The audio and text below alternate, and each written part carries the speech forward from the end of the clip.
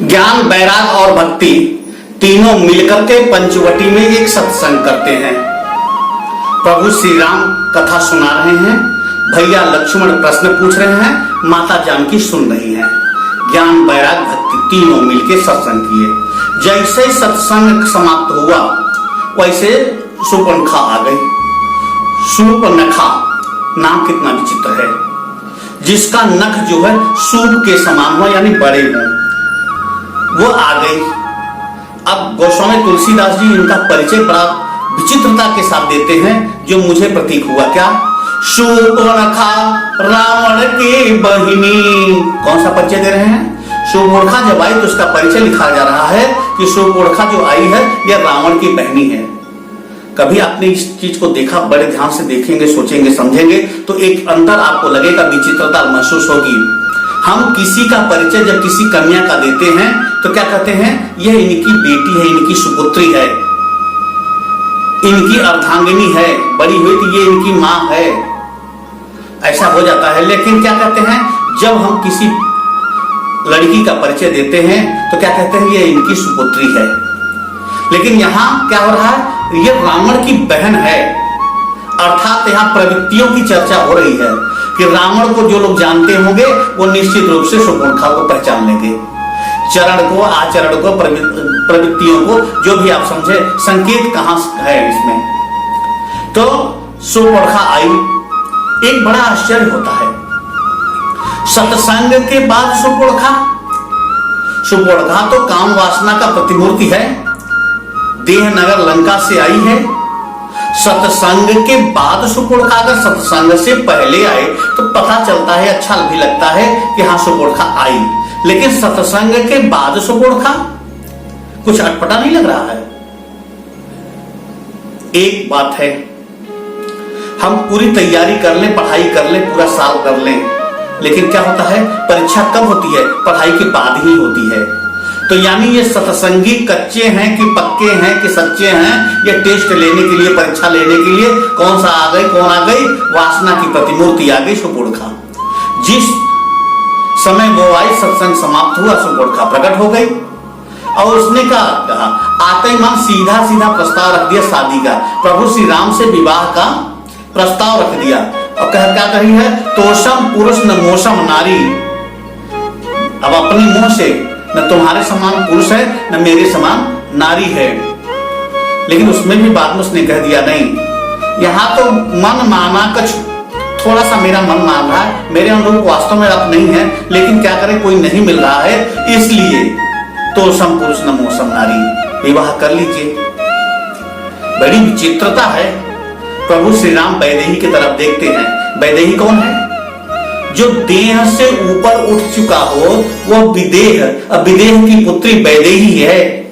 मानो क्या कह रहे हैं, हम तो इस लायक बचे ही नहीं। दो अर्थों में, एक तो हम काम वासना पर स्त्री की तरफ देखते नहीं, दूसरी चीज है कि वैदेही है जो देह से ऊपर उठ चुकी है, मूर्तिमान मेरे साथ बैठी हुई है, हम वैवाहिक हैं।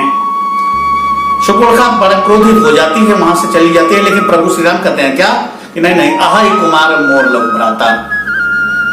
अहै कुमार लोग मोर लघु भ्राता, क्यों ऐसा कहना पड़ा? क्योंकि शूर्पणखा आई तो उसने ये भी कहा कि ताते अबलव रहूं कुंवारी, ताते अबलव रहूं कुंवारी, अभी तक मैं कुंवारी हूं, आपसे विवाह करना चाहती हूं। तो क्या कहते हैं प्रभु श्री राम? लक्ष्मण की तरफ भेज देते हैं कि अहै कुमार मोर लघु भ्राता। एक कथा प्रसंग के माध्यम से एक जगह मैं था तो एक प्रश्न आया, वो प्रश्न मुझे याद आ गया।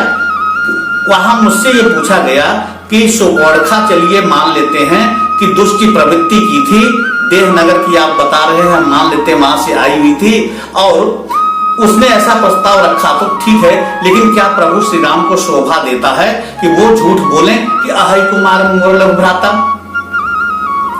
निश्चित रूप से आपका प्रश्न, उस समय उनका प्रश्न बड़ा सराहनीय था। आइए उस उत्तर के साथ इस कथा प्रसंग को भी आगे बढ़ाते हैं। देखिए, जो जिस भाषा का जानकार होता है उस भाषा में अगर बात किया जाए तो सरलता होती है, सहजता होती है। यदि हम उस भाषा में बात नहीं करते तो एक दूसरे की भाषा में बात हम लोग समझ नहीं पाते हैं। इस कथा प्रसंग को आगे बढ़ाऊं, एक छोटी सी घटना। पिछले 2-2.5 महीने पहले एक कथा कार्यक्रम में मुंबई कल्याण में गया था। वहां पे सुबह सुबह मॉर्निंग वॉक करने के बाद से जिस अपार्टमेंट में था, बाहर बेंच रखा था, बैठे और न्यूज़पेपर रखा था। न्यूज़पेपर हम जब देखे तो वो हिंदी की ही लिपि जैसी थी, लेकिन था मराठी में जो था उसके शब्द अलग अलग आ रहे थे। तो उसके जो शब्द निकल के आए वो पढ़ तो सकते हैं, लेकिन वो लिखा होता है मराठी में। तो उस कथा का पेपर को हमने जब पढ़ा तो उसमें क्या कर दिया, जैसे एक होता है कि इस व्यक्ति ने सहमति दे दी अपनी, ऐसा कुछ लिखा था। राजीनामा शब्द था कि वह व्यक्ति, एक आदमी का फोटो छपा था जिसने राजीनामा कर दिया। तो हम क्या समझे मराठी की इस पत्र को पढ़ने के बाद से कि किसी बात को लेकर के वो असहमत था, लेकिन लगता है सहमति बन गई है, राजीनामा दे दिया, अब शायद वह रुका कार्य हो जाएगा, राजी हो गया है वो। कुछ ही समय बाद हमारे रूम में क्या हुआ, हिंदी का पेपर आया। जब हिंदी का पेपर आया तो वही समाचार उसमें भी था, क्योंकि वहां के किसी मंत्री, नगर निगम के किसी का था, तो उसमें क्या लिखा था कि उस मंत्री ने इस्तीफा दे दिया। तो मराठी के वो शब्द जो राजीनामा थे वो इस्तीफा थे।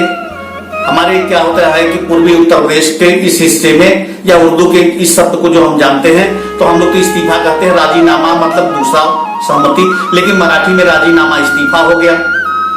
तो हम समझ कुछ रहे थे मराठी पेपर को देख करके और अर्थ निकला कुछ और। तो प्रभु श्री राम भी वही कर रहे हैं कि जिस भाषा में वो पूछ रही है उसी भाषा में उत्तर दे रहे हैं। वस्तुतः शूर्पणखा जो है वो शादीशुदा है, वर्तमान समय में विधवा है।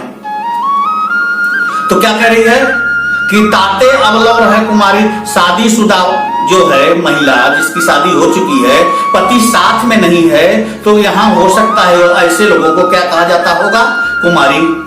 ताते अवलव रहम कुमारी, कोई मिला ही नहीं।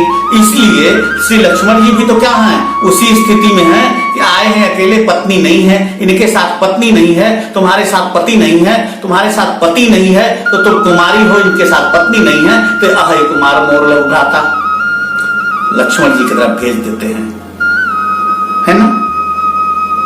कलकत्ता प्रवास में क्या हुआ, आया वेटर, उसने कहा जल खावे। हमें बड़ी आश्चर्य हुआ कि जल पिया जाता है कि खाया जाता है, लेकिन जगह जगह की भाषा बोली है तो उसी भाषा में हमें भी उत्तर देना होता है, हाँ खावे। अगर कोई दूसरा पूछे भैया कब से खाना शुरू कर दिए तो एक मुसीबत आ जाएगी ना। तो आप इसी प्रश्न को आगे बढ़ाते हुए तो सुपोर्णखा आई, लेकिन क्या किया, इन सत्संगियों ने सुपोर्णखा का नाक कान काट दिया। संकेत क्या है, जो वासना बड़े बड़ों का नाक कान काट देती है, इन सत्संगियों ने उसको नाक कान विहीन करके भेज दिया। सत्संग का प्रभाव जो है, सत्संगी सच्चे की कच्चे, एक परिणाम मिल गया, एक रिजल्ट मिल गया, ऐसे आप समझिए। तो जो वासना, लेकिन वासना हारती किससे है, यहां पे ये देखने वाली बात है। नाक किसने काटा, श्री लक्ष्मण जी। लक्ष्मण जी किसके प्रतिमूर्ति हैं, बैरागी के। तो वासना जो है बैरागी को कभी प्रभावित नहीं कर पाती, वासना कभी बैरागी पर हावी नहीं हो सकती। बैरागी तो निश्चित रूप से वासना का नाक कान